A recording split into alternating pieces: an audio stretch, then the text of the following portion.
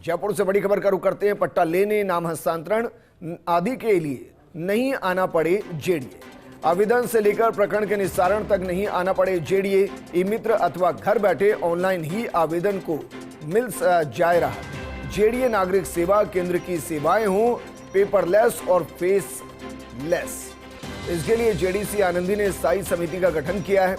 प्रकरणों के निस्तारण प्रक्रिया में सुधार करने, सरल बनाने और उसे पब्लिक फ्रेंडली बनाने के संबंध में सुझाव देने के लिए समिति गठित की है। जेडीए सचिव निशांत जैन की अध्यक्षता में गठित की स्थायी समिति में अतिरिक्त आयुक्त प्रशासन, संयुक्त आयुक्त सिस्टम मैनेजमेंट, उपायुक्त जोन 11, उपायुक्त नागरिक सेवा केंद्र सिस्टम एनालिस्ट, जोन 14 के तहसीलदार, जोन 11 के उप नगर नियोजक और अधिशासी अभियंता जोन 6 प्रकोष्ठ के कनिष्ठ अभियंता को शामिल किया गया। समिति की बैठक बुलाई जा सकेगी 15 दिन में एक बार, जरूरत होने पर इससे पहले भी बुलाई जा सकेगी बैठक। समिति किसी अन्य अधिकारी को भी बैठक में आमंत्रित कर सकेगी। मेरे सहयोगी और एसोसिएट एडिटर अभिषेक श्रीवास्तव जुड़ गए।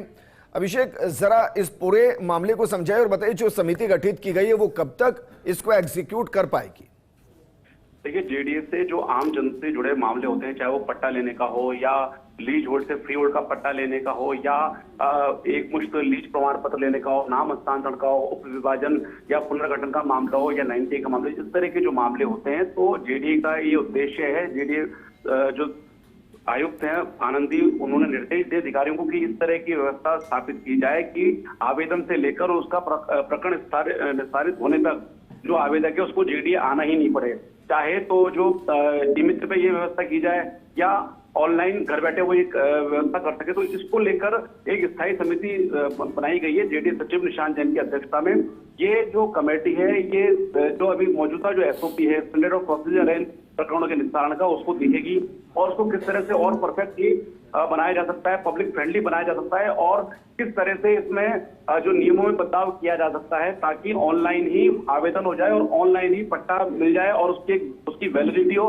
वे तमाम तरह के जो विभिन्न पहलुओं पर विचार करने के लिए, मंथन करने के लिए इस कमेटी का गठन किया गया है। और अब हालांकि जो कमेटी के गठन का जो ऑर्डर निकला है उसमें कोई समय सीमा नहीं दी गई है, लेकिन जेडीए प्रशासन का यह है कि 1 महीने से 2 महीने के बीच में जो ये कमेटी है विभिन्न जो सेवाएं हैं उनको लेकर अपनी सुझाव देगी, किस तरह से इनमें प्रक्रियात्मक सुधार किया जा सकता है, किस तरह से इनको और सरल बनाया जा सकता है और पब्लिक फ्रेंडली बनाया जा सकता है ताकि लोगों को कम से कम प्रक्रिया का सामना करना पड़े और उनको ये राहत मिल जाए। और अगर किसी को पट्टा लेना हो तो वो जेडीए के चक्कर नहीं काटने पड़े।